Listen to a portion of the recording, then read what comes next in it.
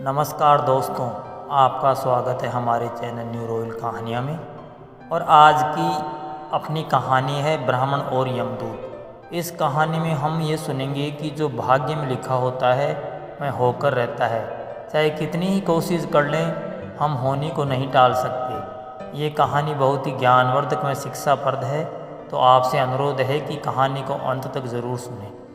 दोस्तों, किसी गांव में एक बुद्धिमान ब्राह्मण रहता था। उसका एक दोस्त था जो एक पैर से अपने बचपन के दोस्त से मिलने के लिए वह घर से निकला। उसके दोस्त का घर काफी दूर था। एक दिन वह ब्राह्मण रास्ते में जा ही रहा था। ज्ञानी ब्राह्मण अपने अचानक एक हष्ट पुष्ट आदमी दिखाई दिया। वह भी उस ब्राह्मण के साथ चलने लगा। तो वह ब्राह्मण उस मनुष्य का नाम पूछता है, तो वह अपना नाम महाकाल बताता है। वह ब्राह्मण भी सोचने लगा कि मुझे भी काफ़ी लंबा जाना है, चलो एक साथ मिल गया जिससे रास्ता आसानी से कट जाएगा। अब ब्राह्मण और महाकाल दोनों साथ साथ चल रहे थे कि अचानक एक गांव आ गया।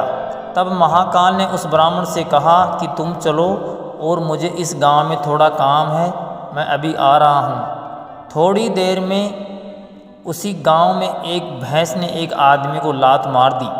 थोड़ी ही देर में महाकाल उस ब्राह्मण के पास आ गया और बोला कि चलो। फिर वह ब्राह्मण उस महाकाल के साथ चलने लगा।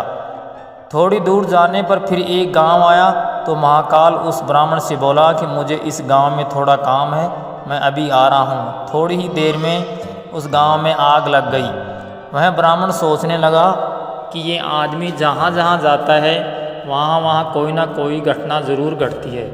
अतः मैं ब्राह्मण महाकाल से पूछ लिया कि भाई तुम कौन हो।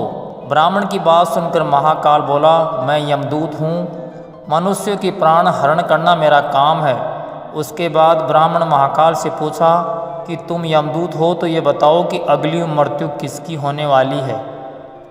तब ब्राह्मण ने कहा कि अगली मृत्यु तुम्हारे उसी मित्र की होने वाली है जिससे तुम मिलने के लिए जा रहे हो। वह ब्राह्मण सोचने लगा यदि ऐसी बात है तो मैं अपने मित्र से मिलने नहीं जाऊंगा। महाकाल ने ब्राह्मण से कहा कि तुम जो सोच रहे हो ऐसा कुछ भी नहीं होगा, होनी अटल है इसलिए होकर रहेगी।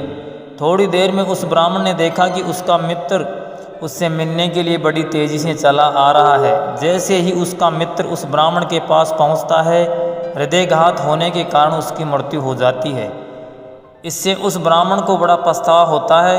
वह ब्राह्मण उस महाकाल से पूछता है, अच्छा ये बताओ कि मेरी मृत्यु कब और कैसे होगी। तब महाकाल ने कहा कि तुम्हारी मृत्यु ठीक 6 महीने के बाद दूसरे राज्य में फांसी लगने से होगी।